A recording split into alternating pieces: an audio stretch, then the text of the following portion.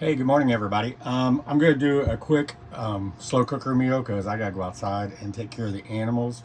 As you guys know, we had this big winter storm that's come through. We were supposed to get like up to 8 inches of snow. We only got about 5 out here, but my chickens don't like it at all.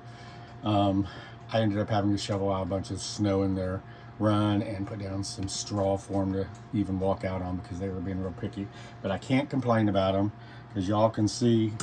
Well, these are my quail eggs, and I've got probably about 5 dozen in there. My quail have not stopped laying, and I think it's because my chickens went back there. These are my chicken eggs, just like 3 days.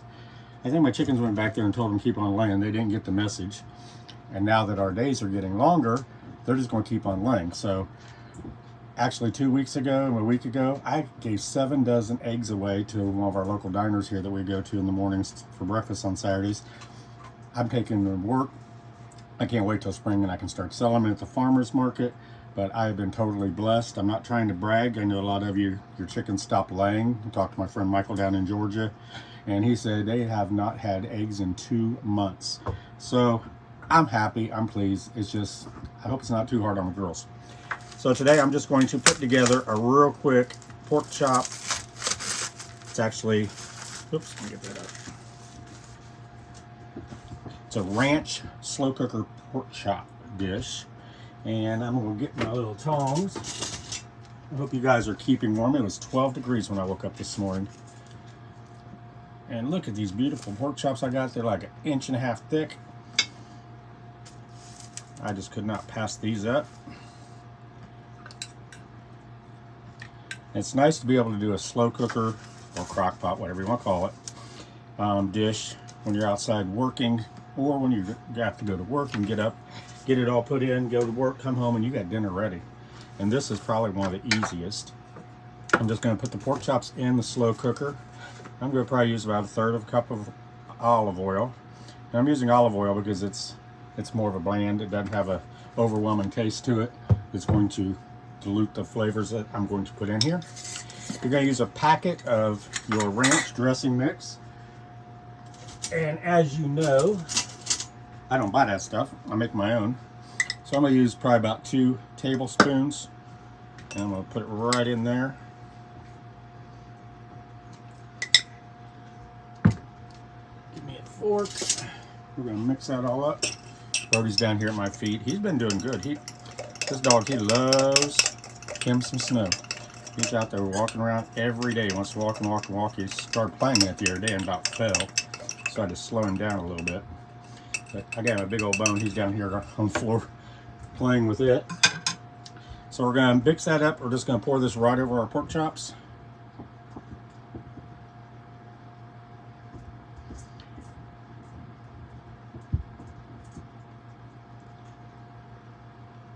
There we go. Try to get every drop out of there. I'm also going to do some salt and pepper right on top. And you're not going to have to put any more liquid in here because, as you guys know, when you use your slow cooker with meat, all that moisture, the fat, everything comes right out of the meat, and you'll have a nice little sauce there at the end. And be careful when you salt if you're using the packet of ranch mix because it does have a lot of sodium in it. Mine does not. And if you want the recipe for my homemade, I'll put a link right down below in the description. You can go to it. It's real easy to make. And now the best and final part is we're going to put about a 1/2 stick of butter in here. And let me get a knife. We're just going to chop or cut this up in little diced pieces.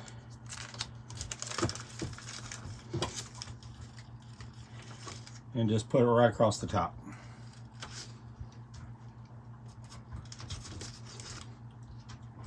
And that's just going to mix with that ranch and olive oil, and it's going to make the juiciest and most flavorful pork chops you've had. At least in my opinion. Are we to 1/2 cup? Or 1/2 stick? Yeah. Paula says we'll just add a little bit more. Can't hurt. Alright. So I'm going to just put the lid on. It's just that simple.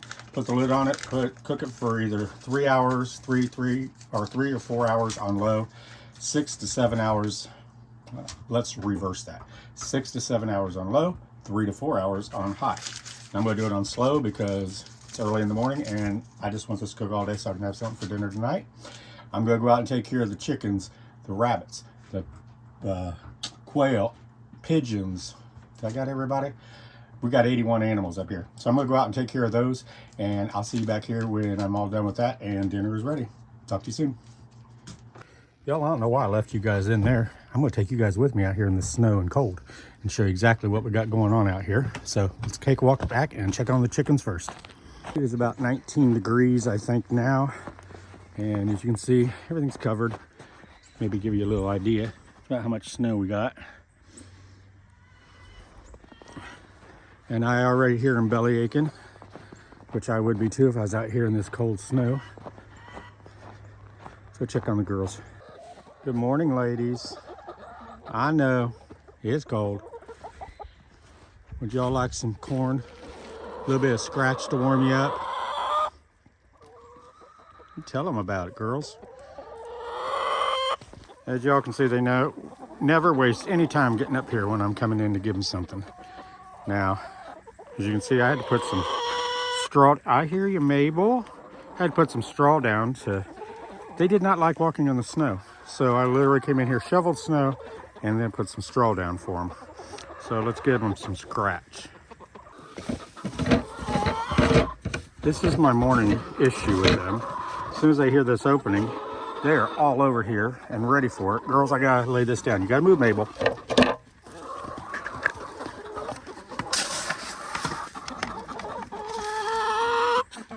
Is this what y'all want?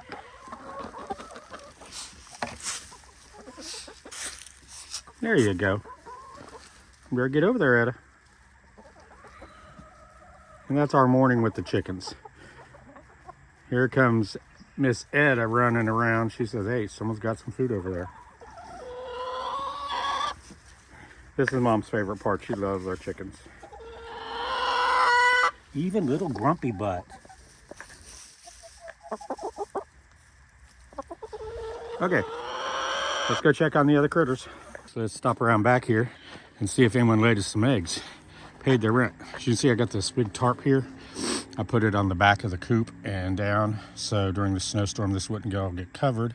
Just made it a little bit easier for me to get in here and get some eggs. So let's see what we got. Oh, we have some girls already in here. Hi, honey. Nothing yet. Nothing yet. But BB's in here. And there's Miss... Oh, Big Mama, she says, I'm getting ready too, Dad. Get out of here. Okay, guys, we'll be back. Okay, so next let's go back here and we're going to check on the rabbits. They should have plenty of food and water. I filled everybody up last night before going to bed. You know what? I just think it's so beautiful out here with this snow. I can't wait to see it all in the spring when I got my garden going. You can hear the pigeons in there flying around and make noise. They are totally enclosed. And I think that snow at the top is helping hold in the heat in the aviary. So let's head in and check on the rabbits. Now, for those of you that didn't know we have rabbits now, we did a nice little hutch right here in the garden. And all my garden beds are all covered in snow now. It's all crunchy walking in. Can't wait till spring to get this going again. Remember last summer, that big old tree, just like that one right up there, came down and totally demolished my whole garden in June. But over here, we built a nice big rabbit hutch. And as you can see, I got it covered in plastic. I just draped that over it at night so it keeps the wind off of them. And we have, let's see, 1, 2, 3 rabbits in there. There were 5, but I took 2 of them inside because they weren't seeming doing too well. They were a little young, I think, and one of them didn't want to eat too much, so I took them in, and they are in the workshop with our other one. We have 3 does in the workshop, and I'll show you those in just a second. But first, let's go in here and I'll introduce you to who we have right now. Okay, y'all, this is Clover. She's back in the back corner. I can't reach her, but she is one of our first. Her and Cash were our first lion head rabbits. And I'll put a picture up here in the top corner so you can see what she looks like when she's not back here hiding. She has her own little ramp going all the way up into her nest box, and she loves it up there. Let me show you their nest boxes. This would be Clover's, where she can get up here and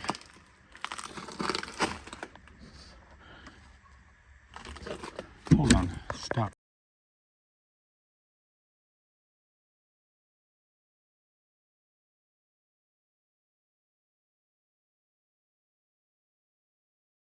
And over on this side we have Cash.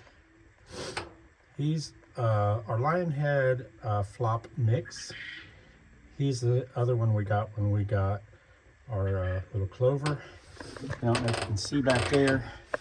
I got them separate because these bucks don't like to play nice together. I'll put a picture of him. He's our other buck. I'll put that up there in the corner. He is so sweet and gentle. But I have to keep them separated because Cash was in here first and he doesn't like our new baby. So that's our rabbits outside. This is one of our other little Lionhead does. She's the one that's not doing well. Hasn't been eating. So I'm taking extra good care of her. And this here is Onyx. She's our little black and gray Lionhead doe. Kind of hard to get a good picture of her.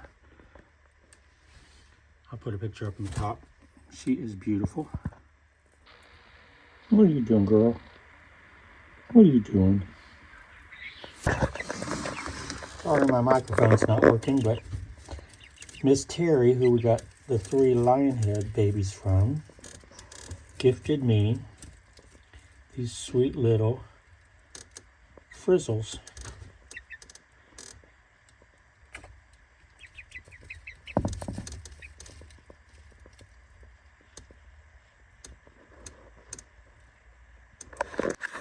And then we have our Quail, 2 hutches full out here. These are my 16 little hens.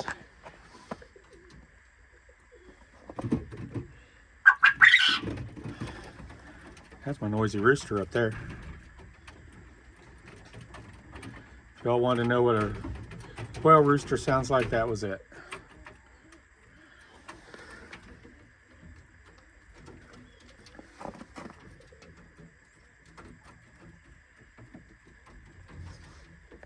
Now we're going into the aviary, which is totally enclosed with plastic and tarps. This is where the remainder of my quail and my pigeons reside. We have some beautiful pigeons. I'll try to get some close-ups for you.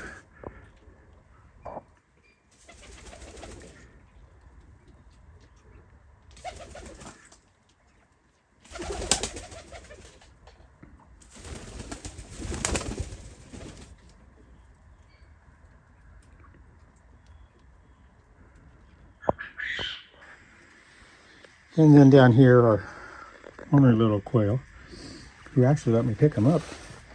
That's why I like my aviary. They can come in here with them and enjoy. Let's stick off under there. There's one of the houses that Mom built when she was here. They love it.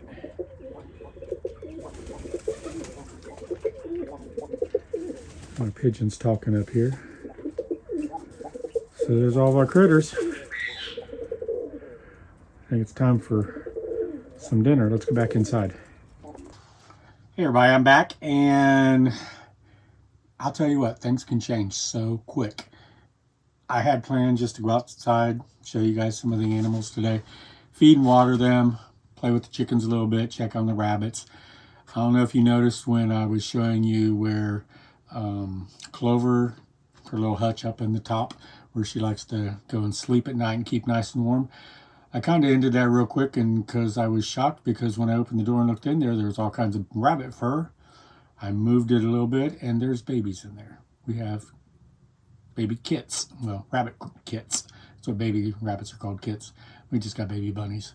I'm not sure if there's 3 or 4. Here's a picture that I took, trying to see a little bit how many were in there. I didn't want to disturb them too much. I don't even know how old they are. They're probably a week old. I don't think I've looked in there this week because she's been going in and out. So that was the first shock. And then when I went in and showed you guys the rabbits, Kishra and Shakira inside. Shakira's the little white and a little bit of brown tan throughout her fur. She hasn't been doing well, and she was just laying there and didn't really want to get up after I showed her to you and put her back in. She just kind of laid there and didn't move, so we brought her in. She's here in the cabin getting some cuddles and feeding her with a syringe and giving her water syringe. I don't know if she's been eating or not. I actually went to the grocery store and I bought some organic pureed carrots, baby food with nothing in it but pureed carrots, and I gave her that in a syringe. She ate it up. I gave her some water. She was eating it, but she's just not getting around. So I brought her and her sister both in so they can be together. I'm gonna keep eye on them. You never know what's going to be going on with your animals when you go out there. But let me get back to our pork chops in the crock pot. They've been going, well, I set this for 7 hours and it's got 11 minutes and 30 seconds to go. Or 6 hours. I said for 6 hours, got 11 minutes, 30 seconds to go. I'm going to turn it off and unplug it. I'm going to tell you what, they do smell wonderful. Brody's over there beside their cage, just keeping an eye on him. He hasn't growled, nothing at him. So, it's his little babies too. Whew. Steamed up the glasses. Okay, so let me get these pork chops out. I don't think they're going to come out real easy because I think they're going to fall apart on me. But they smell wonderful. Yes, they are. They're going to try to fall apart. I'm going to try to get them out so they look nice. And actually, let me get this one first. So I'm going to lay that one on top. Yeah, it didn't work. We're gonna have pieces and parts, but I'll put them back together. It's worse than me trying to get a piece of pie, the first piece of pie out of the dish. Now, I know Mom can do that, but I never can. So let me get this one over here. I'm doing it this way because that one's the prettiest one, and I want to make something nice on the plate for y'all. This one's coming out okay, pretty much. Left about a third of it in here. So that shows you how tender these are. They're just falling apart on me. And then, last but not least, the one that was on top. Try and do this without losing it all. There we go. Yeah, this is going to be good. Get all these little pieces out. Now, I did take some of those dried peppers that Mom did that you guys know I love. They smell so good. They taste even better in the dishes. And I put some of those in here. Not as much of flavor, but so I could just put them over top. Now they did impart some good flavor in there, I'm sure. But this will make it nice and pretty.